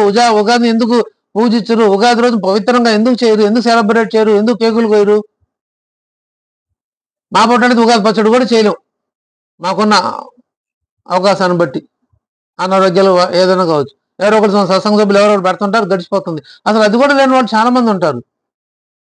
అంటే మనం ఆచరించవలసినది అదే బాగా చెప్పింది. నువ్వు చేయమనేది వద్దు అన్నదే వద్దు అంది. ఆయన చేయమంది మనం చేయట్లేదు, వద్దని వాటి పరిగెత్తుతూ ఉంటాం మనం. నిజంగా మనం బాబా గారి భక్తులు అయితే బాబా గారు ఏం చెప్పారో అదే చేస్తాం, అదే ఆ వేలో మనం ప్రయాణం చేయాలి. అప్పుడే మనం నిజమైన సేవకులు, బాబా గారి భక్తులు అవుతాం. బాబా చేసే సేవ అదే. గురువారాలకు ప్రసాదాలు వడ్డిచ్చేసి నా ప్రదక్షిణాలు తిరిగేశాను, ఆ చూడాలి ఆ గుడిలో గిర గిర గిర గిర గిర తిరుగుతుంటారు. నేను పిచ్చోళ్ళలాగా కళ్ళు మూసుకొని చెప్పుకుంటూ పోతుంటే ఎవరున్నాడో తెలియదు. ఒకటి ఎవరైనా కనిపిస్తే అయ్యే రండి కూర్చోండి, కొద్దిగా అరగంట సేపు కూర్చోండి వింటారని నా ఆస్తి అడిగితే ఆ స్థలం పోయేవాళ్ళు కళ్ళు తెరిచిస్తే మాయమైపోయి ఉండేవాళ్ళు, ఎవరు ఉండేవాళ్ళు కాదు. తీరా బాబా గారు ఎదురు తిరిగేవాళ్ళు ఎవరు లేరు. ఒకసారి తెలిసిన ఆవిడ వచ్చి అడిగా, ఏమ్మా నువ్వు కూర్చోవచ్చా కాసేపు అంటే, మీరు చెప్తూ వింటున్నా అండి, ప్రదర్శనలు తిరుగుతూనే వింటున్నాను. అవేమిందో నేనేం చెప్పానో నాకే తెలియదు. బాబా ఏంటి కర్మ ఒప్పుకున్నా, నేనే మీద వేసుకొని నేను చేసిన ఎందుకని బాబా ప్రార్థిస్తే సహజంగా 3 గొళ్ళని బాబా గారు రిమూవ్ చేశారు. హ్యాపీగా ఉంది. ఎందుకు అవసరం? నేను సమయం కేటాయించుకొని నెలకు 1000 రూపాయలు 1500 ఖర్చు పెట్టుకొని ఆ ఊరు ఈ ఊరు పోయి తిరిగి ఇబ్బందులు పడి సమయాన్ని కేటాయించుకొని ఆ తిరగలేనని ఆమెను అమ్మటి పెట్టుకుని వెళ్ళి ఎంత శ్రమ ఎంత పరిగెత్తాము. సరే చివరికి అక్కడ 0. అక్కడ పోతే అని చెప్పేది ఇప్పుడు దాకున్నానండి మీరు చెప్పి నాకు వినిపిస్తున్నాయి, నీకు వినిపిస్తున్నాయి మా వినవాళ్ళని కూర్చోబెట్టవచ్చు కదా. మళ్ళీ ఆమె చెప్పదు. మళ్ళీ ఆ మీటింగ్ పెట్టుకుంటే వాళ్ళ గురించి వాళ్ళ గుళ్ళో చేసుకున్న కార్యక్రమం దాని మీటింగ్ పెట్టి కూర్చోబెడుతున్నాం. ఇవన్నీ మనసు బాధ కలిగించాయి. ఎన్నోసార్లు చెప్పాను ఇట్లా చేస్తే కుదరదు అని. వాళ్ళు బతిలాడారు, మా గుడి పడిపోయింది పైకి తీసుకురావాలి, కాస్త మీరు కోఆపరేట్ చేయండి అని పాపం కన్నీళ్ళు పెట్టుకుని బతిలాడింది. అందుకని ఒప్పుకున్నాను నేను ఉండవల్లో ఆ మందిరం. ఆమె ప్రామిస్ చేశారు తప్పకుండా తెద్దామండి, మళ్ళీ మీ ఇంప్లిమెంట్ చేద్దాం, తప్పకుండా వస్తుంది, మీకు ఇన్కమ్ కూడా వస్తుంది. నా పూజ తినేస్తున్నాడు మా దగ్గర రానివ్వట్లేదు చాలా చెప్పుకొచ్చింది ఆమె. సరే ఆ చెప్పిన బాధ మాకు కరిగిపోతాం కదా. సరే ఎట్లా ఒకటి మనం బాబా గారి అనుగ్రహంతో సత్సంగాల ద్వారా అందరినీ ముందుకు తీసుకెళ్ళాలి. మళ్ళీ పాత రోజు రావడం కొంచెం వస్తుంటప్పుడు వాళ్ళకి అహంకారం వచ్చేసింది.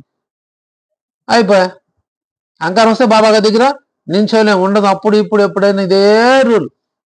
బాబా దగ్గర నియమాలు మారు, మనం మార్చుకుంటాం, బాబా దగ్గర మారు. అహంకారం తలెత్తేమా ఒక్కసారి బాబా గారు చూస్తారా, మనం చూసి అర్హత కూడా కోల్పోతాం, వెళ్ళిపోతాం, దూరంగా తిరిగిపోతాం. మనమే తిరిగి చూస్తే చాలా దూరంగా ఉంటాం. అది అహంకారంతో తలదించుకుని నిరభిమానం నిరహంకారం ఉన్నామా ఆయన ఒళ్ళు వెళ్ళి కూర్చుంటాం. ఇంతే. దీనికి ఎన్నో ప్రామాణికాలు మన సచిత ఆధారంగా కూడా. అందుకనే హరిశ్చంద్ర పిత్తలే గారి తల్లి ఏం చెప్పింది, ఇప్పటికైనా కుతర్కాలు వదులు. అద్భుతమైన మాట. ఇదండి మనం బోధించాలి మన పిల్లలకి, ఇవే చెప్పాలి. జన్మమ్మ చదువులు సంస్కారాలు ఎవరైనా చదివిస్తారు, ఎవరైనా వస్తాయి, కానీ సంస్కారాలు నేర్పడం అది చాలా కష్టం. తల్లిదండ్రులు నేర్పించాలి సంస్కారం. అందరు తెలియదు, పెద్దవాళ్ళు కనిపిస్తామా నమస్కారం నమస్కారం, అంకుల్ ఆంటీలు. సరే బంధాలు కూడా మర్చిపోయారు, అందరు ఆంటీలు అంకుల్లే. సరే అదన్నా సరే నమస్కారం చెప్పంగా విష్ చేసేట్టుగా ఉండాలి. ఇది మంచి ఆ సంస్కారం మనం చెప్పాలి. అమ్మ పెద్దవాళ్ళు కనిపించారు నమస్కారం చేయ, ఆ అంకుల్ వచ్చారు ఆంటీ వచ్చారు ముందు విష్ చేయి, సాయిరామని అంటారా నమస్కారం అంటారా, మన ఇష్టం మన అనుకూలంగా ఏది ఉంటుంది అప్పుడు సందేశిస్తారు. గాడ్ బ్లెస్ యూ మళ్ళీ షిరిడి అనుకోం ప్రాప్తి వస్తాను ఏదో చెప్తాం. ఈ సంస్కారాలు నేర్పించాలి. కొంతమంది పిల్లలు తలెత్తి కూడా చూడరు, వాళ్ళు ఇట్లా వెళ్ళిపోతూ ఉంటారు, వాళ్ళని చూసి మురిసిపోతూ ఉంటారు ఇక్కడ వీళ్ళు పెద్దోళ్ళు. ఈ సంస్కారాలు లేనప్పుడు మనం ఎంత ఉన్నత చదువులు చదివినా ఉపయోగమే లేదు, నిరుపయోగమే. ఆ సంస్కారం మనం ఎప్పుడైతే మన పిల్లలు మనం అలవాటు చేస్తామో, మనం చేస్తే మన పిల్లలు చేస్తారు. మనకి చెప్పారు మనకు నమస్కారం, మనం చెప్తుంటే మనం చూసి మా అమ్మ నా నమస్కారం పెడతారు, అయితే నేను కూడా అలా ఫాలో అవ్వాలి. మనం నిర్లక్ష్యంగా ఉంటే వాళ్ళు కూడా అలానే ఉంటారు. వేరే జన్మ సంస్కారాలు కొన్ని ఉంటాయి, కొన్ని మనం నేర్పించే సంస్కారాలు తెలుసుకునే కూడా కొన్ని ఉంటాయి. అందుకే హరిచంద్రపతిలోకి ఆ తల్లి చెప్పింది ఇప్పటికైనా కుతర్కాలను వదులు, నువ్వు ధర్మ మార్గంలో నడువు.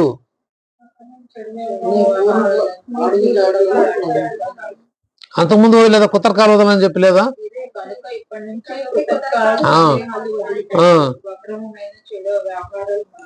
మాను మరి ఏ తల్లి చెబుతుంది? మన తల్లి మనం చెప్తున్నారా? ఇది అన్న బాగా నా మంచి 4 మాటలను ఇవి కాదు నేర్పించాల్సింది. అంటే అన్నారులేమ్మా మంచిగా మంచి కదా, నీ మంచి కోసం కోరే చెప్పారు కదా, నువ్వు నేర్చుకో తెలుసుకో మార్చుకో అని చెప్పాలి తల్లిదండ్రుల పిల్లలకి. అప్పుడే వాళ్ళు ముందుకు వెళ్తారు, వాళ్ళ సంస్కారాలు మారుతాయి. మా అబ్బాయిని అంటావా మా అమ్మాయిని అంటావా అంటే ఏమైపోతుంది అక్కడ? వాళ్ళు కుసంస్కారాలు అయిపోతా ఉన్నారు. దానికి కూడా మనమే బాధ్యత తల్లిదండ్రులుగా. వాళ్ళ సంస్కారం తీర్చిదిద్దేది తల్లిదండ్రులే, సంస్కారహీనులుగా చేసేది కూడా తల్లిదండ్రులే. మనం మంచి చేద్దాం, మనం చెడు ఎందుకు? పెద్దలు మందలు ఇచ్చారా అంటారు, అమ్మ పెద్ద పెద్ద అంకుల్ పెద్ద, లేకపోతే అమ్మమ్మ పెద్ద, నాయనమ్మ పెద్ద, నీ మంచి కోసం చెప్పాను చదువుకో బాగా చేయను, నీ మంచి కోసం చెప్పి ఇలా బోధించాలి. మనం సంస్కారం నేర్పించాలి. వాళ్ళు ఎవరు నన్ను అనడానికి వాళ్ళకేంది వాళ్ళంతా ఇలా కాదు. అందుకని పెద్దల మాట గౌరవించాల్సింది అదే. మన సత్సంగాలు నేర్చుకోవాల్సింది కూడా ఇదే. నువ్వు నన్ను అన్నావా నన్ను అంటావా అదే కదా. ఒక మంచి మాటకి రియాక్ట్ అయిపోయి చెడుగా భావించడమే కదా. ఏమైపోయింది? చిన్న భిన్నం అయిపోయింది.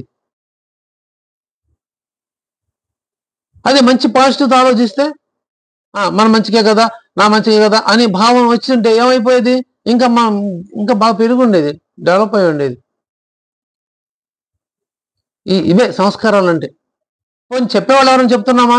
పోనీ మంచిగా చెప్పారు కదా, మంచిగా ఆలోచిస్తున్నారా అని పోనీ ఎవరు చెప్తున్నారా? చెప్పాడు దొరకట్లేదు, అదే దురదృష్టం. అలా చెప్పనంత కాలం వాళ్ళు ఆ దుష్ట సంస్కారాలతోనే జీవిస్తూ ఉంటారు. మన సంస్కారం మనం తెలియ చెప్పాలి. సరేనమ్మా, మన మంచిగా కదా చెప్పారు, సరే నీకు ఏదో మనకి ఇంకా చెడ్డ పేరు వస్తుందనో, లేకపోతే ఇంకో మనం మంచి మార్గం నడవాలనో, మనం తెలుసుకోవాలనో చెప్పారు అనే మాట మనం భావించి వాళ్ళ ఎదుటి వాళ్ళకి చెప్పగలిగితే, చెప్తే వాళ్ళు సంస్కారవంతులు చేసిన వాళ్ళు అవుతాం ఖచ్చితంగా. అది మంచి. వాళ్ళు తిట్టుకున్నా, మనల్ని అసహించుకున్నా, వాళ్ళు వద్దన్నా, మాట్లాడకపోయినా మనం మంచిగా చేయాలి. చేయగలిగితే మంచిగా చేయి అన్నారు బాబా గారు.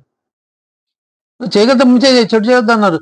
మనం తప్పు చేసిన వాళ్ళకి అదే తప్పుగా మనం ప్రవర్తన ఉండొచ్చు, లేకపోతే తప్పు మార్గం, లేకపోతే అబద్ధాలు ఏదైనా ఉందనుకోండి, మనకు తెలిస్తే ఖచ్చితంగా తెలిపి తీరాల్సింది. అదిగో అమ్మ, అదిగో నీలో ఈ లోపం ఉంది, ఎదుగో అబ్బాయి నీ లోపం ఉంది, దీన్ని నువ్వు మార్చుకో, ఈ సంస్కారాన్ని మార్చుకో, ఖచ్చితంగా చెప్పి తీరాలి. లేకపోతే ఏమవుతుంది అంటే, మనం తెలిసి కూడా వాళ్ళని యాక్సెప్ట్ చేస్తే, వాళ్ళని ప్రోత్సహిస్తే ఆ కర్మల భాగం ఖచ్చితంగా మనం కూడా తీసుకోవాల్సిందే. ఇది కర్మ సిద్ధాంతం ఖచ్చితం. మనం ఒక చెడు ప్రవర్తన ఉన్నారు, లేకపోతే ఉన్నారు ఒక నెగిటివ్గా ఉన్నారనుకోండి, మనం ఏం చేయాలి? వాళ్ళని మార్చే ప్రయత్నం చేయాలి. మనం తెలిసింది కాబట్టి, తెలిపోతే చేయగలిగింది, తెలిస్తే మార్చే ప్రయత్నం చేయాలి. తెలిసి కూడా మేలక నాకెందుకు ఊరుకుంటే ఏమవుతుందంటే, ఇదే అనుభవం రేపు ఆ తెలిసిన వ్యక్తికి అదే సిచ్యువేషన్ ఎదురవుతుంది. అప్పుడు అనిపిస్తుంది, ఓహో నేను ఆ రోజు పలానా వాళ్ళని నేను సక్ర మార్గం ఉండమని తెలిసి కూడా చెప్పలేదు, ఇప్పుడు నా సంబంధించిన వాళ్ళు ఆ మార్గంలో ఉన్నారు, కానీ అప్పుడు చెప్పుంటే ఇప్పుడు నాకు ఈ స్థితి వచ్చిండేది కాదు అని. ఇదే ఎమ్మటి రోజు మనం ఏది ఇచ్చామో తిరిగి పొందుతాం కదా. అదే అందుకే నిర్మోహమాట బాబాగా చెప్పింది కూడా అదే. ఎవరు తప్పును వాళ్ళ ముందే తెలియచేయి. అలా 10 మంది మూడు ఎక్స్పెక్ట్ చేయకూడదు, మళ్ళీ చెప్పకూడదు. వారి ముందే తెలియచేయి, నీ బాధ్యత నిర్వర్తించు. అమ్మ అందుకు నీ ప్రవర్తన ఇలా ఉంది, నీ అయ్యా అందుకు నీ ప్రవర్తన ఇలా మాట్లాడకూడదు, ఇలా చేయకూడదు, ఇలా తెలుసుకున్నారా ఓకే, తెలుసుకోకపోతే వాళ్ళ కర్మ. చెప్పకపోతే మాత్రం దోషం, మళ్ళీ అక్కడ వాగ్దోషం వస్తుంది చెప్పకపోతే. ఇదే కర్మ సిద్ధాంతం. ఇలా మనం తెలియని కర్మలు చాలా బాగు చేసుకుంటాం. ఇట్లాంటి ఈ హరిచంద్ర పిత్తుల గారు వచ్చే బాబా గారు పులహారాలు పళ్ళు అని సమర్పించిన తర్వాత ఏమన్నారు బాబా గారు? ఇప్పటిగా నీ ఆలోచన తరంగా శాంతించిందా? నువ్వు సహనంతో ఉంటే ఆ శ్రీహరి రక్షిస్తాడు. విశ్వాసంతో సహనంతో ఉండమన్నారు. మళ్ళీ విశ్వాసం సహనం ఈ రెండు ఉండాలి. రెండో ఉంటేనే ఆ శ్రీహరి రక్షిస్తాడు నిన్ను. నా విశ్వాసం లేదు, సహనం లేదంటే కుదరదు. అదే చెప్పింది అక్కడ. ఒక్క పారాయణానికే సాటికి ఫలితమా? నేను 40 సంవత్సరాల నుంచి వచ్చిపోతున్నానే, నాకు లేదా? పారాయణ చేస్తున్నా, లేదు, ఫలితం ఇవ్వలేదా? ఒక సప్తాహంతో పారాయణ విచారా. పోనీ 7 సంవత్సరాల నుంచి నేను బాబాగారి దగ్గర వచ్చి వెళ్తున్నానే, అప్పుడు నాకు ఫలితం దొరకలేదా? ఇదే మనం తెలుసుకోమన్నారు. ఒక్కసారికి సాటే గారికి ఎందుకు ఫలితం ఇచ్చారు? ఈ హేమంత్ పంత్ గారికి 7 సంవత్సరాలు పారాయణ ఫలితం లేదు, 40 ఏళ్ళ నుంచి ఆయన అదే గ్రంథం పట్టుకొని చదువుతుంటే ఫలితం లేదా? అంటే ఇప్పుడు ఎక్కడ తేడా వచ్చింది? ఇదే గమనించుకోవాల్సింది. అంటే నేను మనసు పెట్టి చదవలేదు. 40 ఏళ్ళు చదివినా, 50 ఏళ్ళు చదివినా, 400 సంవత్సరాలు చదివినా మనసు పెట్టలేదు కాబట్టి ఆయనకేం ఫలితాన్ని చదువుతున్నాను అంతే. ఈ సాటి ఏం చేశాడు? ఆయనకున్న ఇబ్బందులు అక్కడ రాస్తారు కూడా, ఆయన ఉద్యోగం పోయిందే జరుగుతుంది, సాటికి జరిగితే ఆ ఇబ్బందుల వల్ల మనసు పెట్టి చదివాడు. అందుకే ఒక్కసారి పారాయణ ఫలితం వచ్చింది. మీరు కావాలంటే ఛాలెంజ్ పెట్టుకోండి, మీరు పెట్టుకొని చూసుకోండి. మీకు సమస్య వచ్చింది, మీరు మనసు పెట్టి ఒక్క సప్తాహ పారాయణ చేయండి, మీ పని కాకపోతే నేను బాబా భక్తం కాదు, మళ్ళీ ఛాలెంజ్ ఇది చూసుకోండి. నా కాలేదు 10 సార్లు చెప్పుకోవడం కాదు, నువ్వేం చేసావు, నువ్వు చేస్తే ఆయన ఇస్తాడు. నువ్వు చేయకపోతే నువ్వు మనసు పెట్టి చేయి, నువ్వు వంట బాగుంటుంది. నువ్వు చేయకుండా నా బాగలేదు రాలేదంటే కుదరదు. మనసు పెట్టి చేయాలి. ఏదైనా పారాయణ చేస్తే పారాయణ చెందాలి. కానీ నా మనసు ఎక్కడ ఉంటుంది? సత్యత పట్టుకోగానే నా మనసులో ఆలోచన తరంగా లేస్తూ ఉంటాయి. నేను అటు పోవాలి, ఇటు పోవాలి, ఉద్యోగం, వ్యాపారం, ఏవేవో వస్తుంటాయి కదా. వచ్చినంత కాలం మనకి ఫలితం పొందలేం బాబా గారి దగ్గర. ఇది వాస్తవం. అదిగో హేమంత్ పంత్ గారు చెప్పినట్టు ఉంటుంది. ఇంకా 40 ఏళ్ళ నుంచి పారాయణం లేదు. మరి ఒక్కదానికి ఎందుకు ఇచ్చాడంటే ఆయన వేదన చెందాడు, బాధపడ్డాడు, దృఢమైన మనసు పెట్టి చదివాడు ఆయన. కాబట్టే ఫలితాన్ని ఇచ్చారు. ఆయనకే కాదు మనకు కూడా ఇస్తారు. అది చెప్పడం బాబా గారు. మళ్ళీ అక్కడ మనకే బోధ ప్రతిది కూడా. ఈ హరిచంద్ర పితల గారు అనారోగ్యం వచ్చింది, వాళ్ళ అబ్బాయికి వచ్చిందంటే ప్రారంభం, సమిష్టి ప్రారంభం. ఆ తల్లి, తండ్రి, హరి పితలే గారు, ఆయన భార్య, ఈ కొడుకు, వాళ్ళ తల్లి, వీళ్ళందరూ సమిష్టి ప్రారంభ కర్మానుసారం వాడికి ఆ అబ్బాయికి ఆ మూర్ఛవ్యాధి వచ్చింది. మరి ఎక్కడ దేశ విషయాలు చేసినా తలగలేదు. మరి ఎక్కడికి వచ్చారు? చిట్ట ప్రత్యేకంగా బాబా గారి దగ్గరికి వచ్చారు. ఇప్పుడు బాబా గారు ఆ బాధ్యతను తీసుకున్నారు. ఆ ఉదయం బాబా గారు సమర్పించిన తర్వాత అబ్బాయి తెలివి వచ్చి ఉదయం వచ్చిన తర్వాత ఆ పెద్దల గారి భార్య దూరంగా కూర్చొని బాబా గారు తదేకంగా చూస్తున్నట్టు. అసలు అద్భుతం అబ్బా. అసలు అవో చదవండి. ఆమె అలా రోజు చేస్తుంటే ఆమె ఉద్దేశం ఆ, బాబా తమను తాము మర్చిపోయారు. మర్చిపోయారు. బాబా గారు మర్చిపోయారు. చూడండి అసలు ఆ చూపు అసలు బాబా గారు తన్మయత్వం చెందారంటే ఎంతకంటే గొప్ప దృష్టి ఉందండి ఆ తల్లికి. అది నేర్చుకోవాలి, అవి నేర్చుకోవాలి మనం. కుసంస్కారాలు కాదు, సంస్కారాలు నేర్చుకోవాలి మనం. సత్యత పారాయణ చేస్తుంటే పారాయణ చెందవలసింది, తీరవలసిందే. లేకపోతే పారాయణ చేద్దు మానేసేయండి ఎవరైనా సరే. నేను మారను, నేను ఇంత ఉంటా, నేను అదే చేస్తా, నేను ఇదే చేస్తా, అసలు చదవద్దు, వదిలేసి నా సత్యాలు కదా వరకు నిచ్చేస్తే వాళ్ళని చదువుకుంటారు.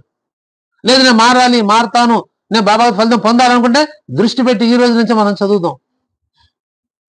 పట్టినప్పుడు దొరుకుతుంది మనకు ఫలితం.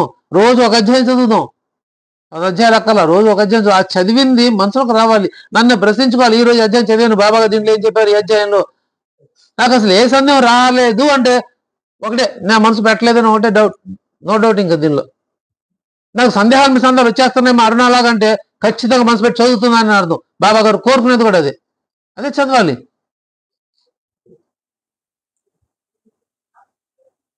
ఆ సంస్కారాలు మనం అలవాటు చేసుకోవాలి. ఆ తల్లి చూసే చూపుకి బాబా గారే అసలు కరిగిపోయారంటే ఏమయ్యారు, తమదా మర్చిపోయారు. అంటే ఎంత తన్మయత్వంతో ఆ తల్లి ప్రేమగా కృతజ్ఞత పూర్వకంగా బాబా గారు చూస్తుంది. ఇది ఇందాక వచ్చింది ఏంటి, అది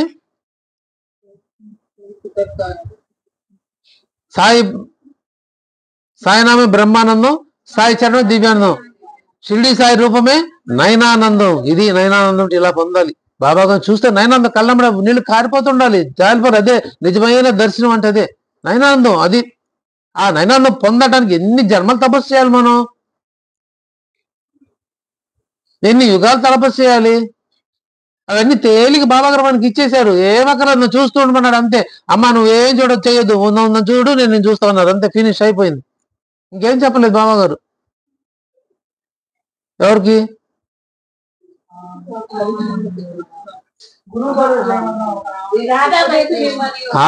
రాధాబాయి దేశ్ముఖ్కి రాధాబాయి చెప్పారు, నా గురువు నాకేం చెప్పలేదమ్మా, నేను ఏం చెప్తాను, నువ్వు నన్ను చూడు, నా గురుని అట్లా చూస్తున్నాను, నా గురు నన్ను చూసారు, అదిగో నీ గురువు ఇప్పుడు నేనే, నువ్వు నన్ను చూడు, నేను చూస్తాను. అద్భుతం. అసలు అది మనసు చదవాలంటే, మనసు పెట్టాలండి ఒక్కొక్క ఓవి. అసలు జాగారాలు ఈ పెట్టుకోవాలి, సత్సంగాలు పెట్టుకోవాలి మనం, పారాయణాలు కాదు. ఈ సత్సంగాలు పెట్టుకోవాలి, నైట్ జాగారాలు చేయాలి, అప్పుడు తెలుస్తుంది బాబా గారు అంటుందో. నా గురువు నాకేం చెప్పలా, నేను ఇంకేం చెప్తాను, వదిలేసే దాని గురించి.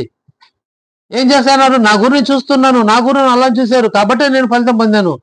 అంటే ఇప్పుడు నేనే నీ గురువుని అని చెప్పని చెప్పారు. నువ్వు నన్ను గురువు వాయించుకో, అదిగో నువ్వు నన్ను చూడు, నేను నిన్ను చూస్తా, అంత అయిపోయింది. ఇంకేమొద్దు, ఇదే సాధన, ఇంకా అంతే పరమాత్మ సాధన. అది నయనానందం. ఆ పితృలేఖ నయనాన్ని చూస్తే బాబాగా తమదా మర్చిపోయారంటే ఎంత భావోద్వంత భక్తితో ఆ తల్లి చూస్తుంటుంది. మన బాబాగా మనం చూస్తున్నామా, అలా చూస్తే ఖచ్చితంగా మనం కూడా ఆ అనుభూతిని పొందుతాం. అదే దర్శనం మహిమ చెప్పింది. ఇంకేవారు మాటల్లో ప్రవచనాలు ఆశీర్వచనాలు లేవు, కేవలం శాంతి ఇచ్చింది. అదే దర్శన మహిమ కదా అన్నారు. ఆశీర్వచనం మాటల్లో ఏమి లేవు,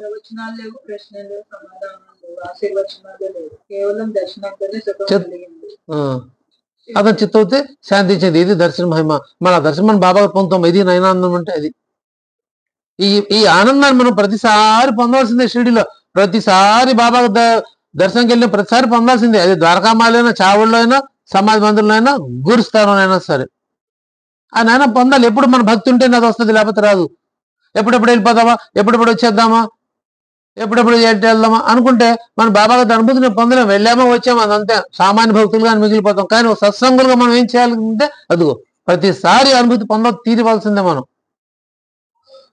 రూములో ఎక్కువ టైం వేస్ట్ చేస్తాం. మనం రూమ్లో కాదు, బాబా గారి సమక్షంలో, ఆ ప్రదేశంలో ముఖ దర్శనంలో కూర్చోవచ్చు, ద్వారకామాయిలో కూర్చోవచ్చు, చావల్లో కూర్చొని అయినప్పటికీ బయట కూర్చోవచ్చు, లేకపోతే బయట కూర్చొని చావళ్ళు చూస్తూ కూర్చోవచ్చు బాబా గారిని, లేకపోతే గురుస్థానంలో కూర్చొని బాబా స్మరణ చేస్తూ ఉండొచ్చు. మరి మనం ఏం చేస్తున్నాం, వచ్చే పని పలకరించుకోవడం, లేకపోతే ఏదైనా కావచ్చు ఇంకా. కానీ షిరిడి వెళ్ళిన ప్రతిసారి మనం ఆ బాబా గారి ధ్యాస ఉన్నప్పుడే మన అనుభవాన్ని పొందుతాం. ఆ అనుభూతిని మనం పొందాలి, దర్శనాన్ని పొందాలి. అదే నయనానందం అంటే. బాబా గారి నామమే మనకి సాయినామే బ్రహ్మానందం. మనసు పులకరిస్తుంది. బాబా గారి స్మరణ వింటేనే, నామం వింటేనే మనసు పులకరిస్తుంది. ఆయన చరణాల్ని, ఏమి పాదం ఏ పాదం, సకల శుభదము సాయి పాదము, అన్ని శుభాలను ఆయన పాదాలు దగ్గర ఉన్నప్పుడు ఇంకెక్కడ పోవాలండి. ఇదే మన దురదృష్టం, పరిగెత్తుతున్నాం. ఒక్క బాబా గారిని పట్టుకున్నాం అనుకుంటున్నాం, కానీ పరిగెత్తుతున్నాం బాబా గారిని వదిలేసి. అందుకని ఒక్క చోట ఈ దృష్టి నిలుపమ్మా అన్నారు, ఒక్క చోటని పెట్టి నన్ను చూడు అన్నారు. ఆ చూసే ప్రయత్నం మనం చేయలేకపోతున్నాం. ఆ తల్లి ఆ నయనానందం పొందింది, ఆ దర్శన మహిమని ఆ తల్లి పొందింది, పెద్దల గారి భార్య. అలాంటి ఆనందాన్ని, అనుభూతిని మనం బాబా గారి దగ్గర పొందేలాగా బాబా గారు మనందరినీ అనుగ్రహించమని, బాబా గారి పట్ల ఇంకా భక్తి, శ్రద్ధ, విశ్వాసాలతో మరొక్క అడుగు వేసేలాగా బాబా గారు ఆశీర్వదించమని, మనందరి చెడు కర్మలు తొలిపోయి మనందరం పుణ్య పావలం అయ్యేలాగా బాబా గారు అనుగ్రహించి అందరికీ ఆయురారోగ్యాలతో సుసంతోషాలు ప్రసాదించమని బాబా గారి దివ్య పాత్మ ప్రార్థిస్తూ వేడుకుంటూ, శ్రీ సచిదానంద సమర్థ సద్గురు సాయినాథ్ మహారాజ్ కీ జై. సర్వే జనా సుఖినో భవంతు, లోకా సమస్తా సుఖినో భవంతు, సమస్త సన్మంగళాని భవంతు. ఓం శాంతి శాంతి శాంతి. కరచరణ కృతం వా కాయజం కర్మజం వా శ్రవణనయనజం వా మానసం వా పరాధం విదితమౌదితం వా సర్వమేతదు క్షమస్వ. జయ జయ కరుణాబ్దే శ్రీ ప్రభో సాయినాథ. శ్రీ సచిదానంద సమర్థ సద్గురు సాయినాథ్ మహారాజ్ కీ జై. సర్వం శ్రీ సాయినాథార్పణమస్తు. శుభం భవతు.